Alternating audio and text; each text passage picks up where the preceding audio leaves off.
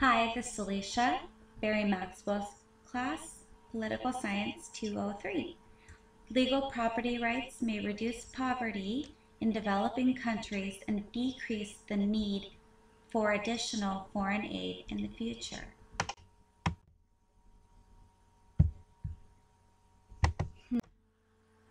Why the poor in the developing world cannot bring themselves out of poverty. They're economically stagnant. There's a lack of job opportunities. Many areas have no legal property rights to develop legal businesses.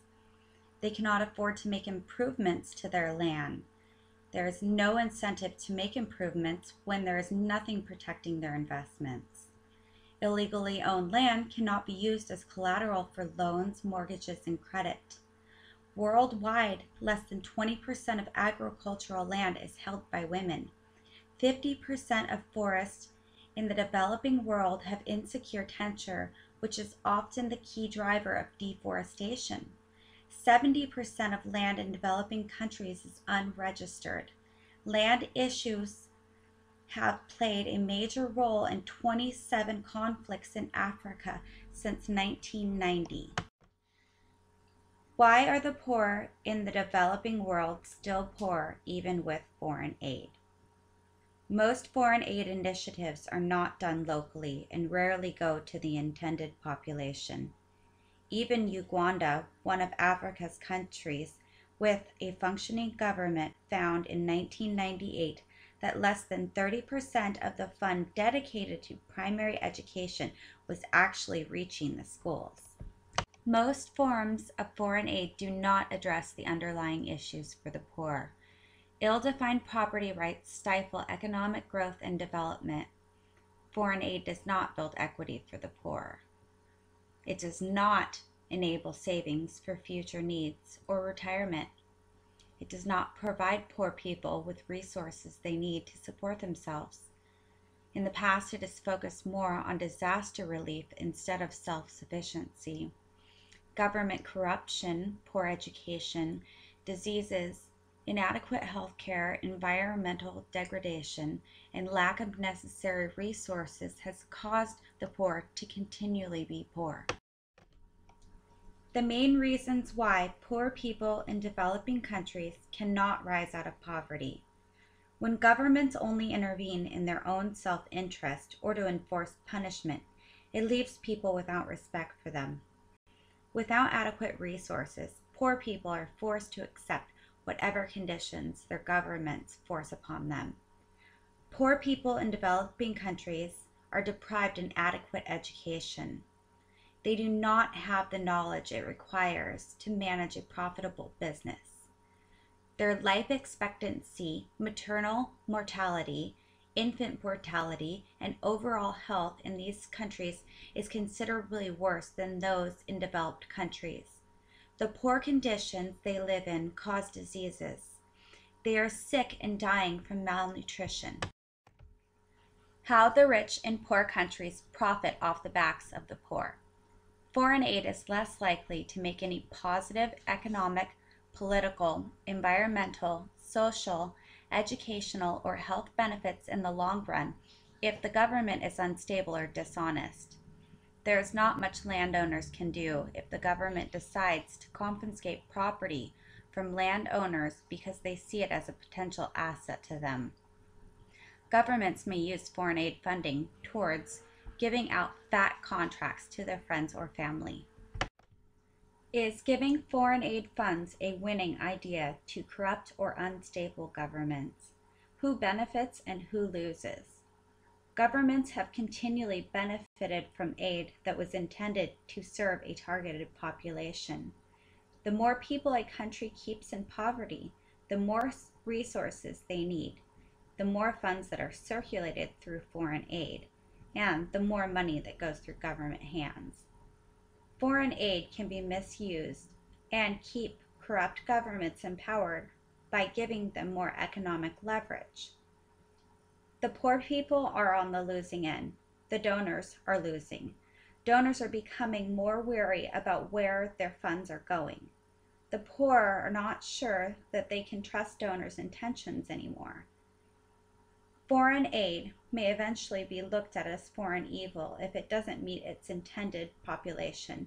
Eventually, people might stop giving it altogether, and the poor will pay the price.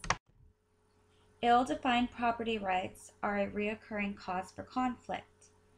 Rwanda's large population and lack of secure property rights led to a civil war that ended in 1997. Less than 10% of the land was registered at that time. In 2002, Nicaragua had extreme poverty levels. It was estimated that over one-third of the rural land was taken up without a clear title. Insecurity over land contributed to insufficient agriculture production, hazardous environmental conditions, social injustice, and lack of unity. The Americo-Liberians' land appropriation caused resentment that lasted almost 200 years. It was believed to have contributed to a civil war that broke out in 1997. Why property rights are a better form of foreign aid. Money does not earn money. You need property rights before you can make money. Even if you loan money, the only way you can earn on it is by loaning or investing in some kind of property document that establishes your right to principal and interest. Physical assets themselves do not generate credit or investment. It is the recorded representation that can be enforced nationwide that do. Landowners with legal property rights are more efficient at producing goods that can be sold nationally or internationally, and those who don't have them are virtually non-existent in the global marketplace. Why property rights are a better form of foreign aid. Land titles give landowners, investors, and foreign aid organizations more legal protections over the land that they invest in. They enable self-sufficiency by allowing property owners to use what they already have to buy materials that they need to improve infrastructure, agriculture, increase productivity, and they are what rich countries have used for years to prosper. Recommended solution: a United Nations foreign aid agency that's sole purpose is to register land, issue legal land titles to landowners, and arbitrate land disputes in developing countries. An additional agency that can issue mortgages, loans, or credit for improvements and development. They would also be responsible for overseeing loan forgiveness programs for landowners. The United Nations is the main organization I would like to address because I believe they would have the largest impact, and they are interested in finding new ways to reduce poverty. The Millennium Development Goals expire at the end of this year. In September, the United Nations member states will meet to decide on priorities for the new Sustainable Development Goals for the next 15 years. Contributions to UN development program equal approximately $5 billion annually, and they are looking for innovative ways to create sustainable development. How the program would work. 15% of the $5 billion in donor contributions would go towards a new Millennium Development Goal that would be used to protect landowners and assist development in developing countries until all landowners are brought out of poverty wherever these measures are possible. 5% would go to agencies that register land, issue land titles to landowners, and arbitrate land disputes. 5% to fund agencies that issue loans, mortgages, and credit to property owners who have justified or well-defined plans as to how their request for financing will bring them out of poverty. The agencies will also be responsible for a cash upon delivered results program that cuts wasteful spending of foreign aid by rewarding responsible landowners with additional loans, grants, and loan forgiveness programs. and the additional 5% would be used as capital for the loans, mortgages, and credit. How much will it cost? The total annual request is 15% of the $5 billion, $750 billion, until all people and countries are able to support themselves or social programs can afford to bring them out of poverty. There is no for sure cost. It's kind of like judging how much a war is going to cost. We can only do so much with what we have until we've completed the task. In Rwanda 2005, it cost them approximately $7 to $10 US to register each plot.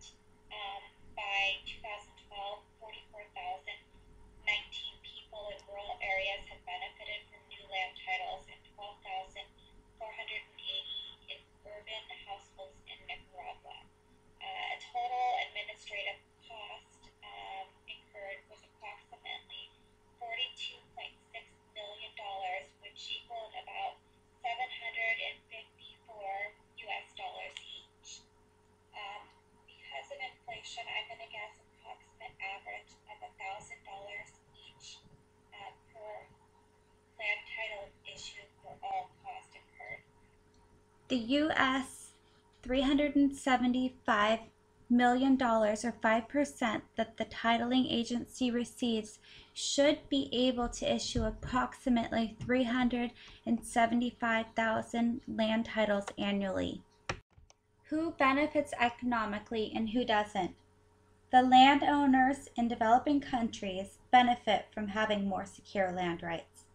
Their property gains value, and it can be used to further economic development. It can be legally sold, rented, or leased to investors who are willing to provide the upfront capital needed to increase production and development.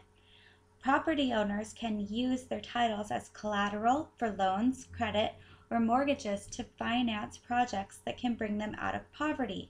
However, property owners would likely see increased property taxes. Those without property may not experience any economic benefits, at least to begin with, or improvements in their living conditions. Increased income inequality between the land-owning and the landless class. Higher cost real estate could make it harder for poor people to afford to buy or rent land. Foreign development program funding would be reduced in other areas. Feasibility. The World Bank achieved passing and implementing laws in 2005 that gave approximately 44,000 indigenous people that lived in rural areas and approximately 12,500 people that lived in urban areas clear land titles in Nicaragua. 51% of the landowners were women. 1997, only 10% of the land in Rwanda was registered. In 2005, all land was registered at the cost of around $7 to $10 each. The World Bank's evaluation confirmed that most people believed the process was fair and transparent. The program also increased investment and improved access to large land for legally married women. In 2009, Liberia's government reformed the land system and worked towards resettling displaced people. They created an agency to deal with land disputes and legal ownership. Countries who have recently established clear land rights are on the right track. The U.S. aid is supporting the government of Colombia to develop tools, systems, and skills to resolve the land issues at the heart of the nation's long-running conflict. Number of land-related disputes resolved, 567. Number of women and vulnerable populations directly benefiting from project assistance in land restitution and formalization, 1,235. A land titling program would work to improve poverty by allowing poor people to use what they already have to gain the resources they need to generate a sustainable income. Secure land titles protect investments and enhance economic development. They reduce conflicts over insecure land rights and contribute to more overall social peace. Who would have to accept this policy? In September, the UN member states will have to come to an agreement on their sustainable development goals. Member states would have to agree that property rights were a concern to them and that investing in them would be an effective way for reducing poverty and advancing their agenda. I believe there is a good chance that if this measure made it to the Sustainable Development Goals Summit with supporting evidence, that it would be included in the new Global Development Agenda. I believe they would accept the cost because the current goals are set to expire and members want to see the aid be used for its intended purpose and target. This really is the perfect opportunity to improve the way aid is handled because the funds are not spoken for yet.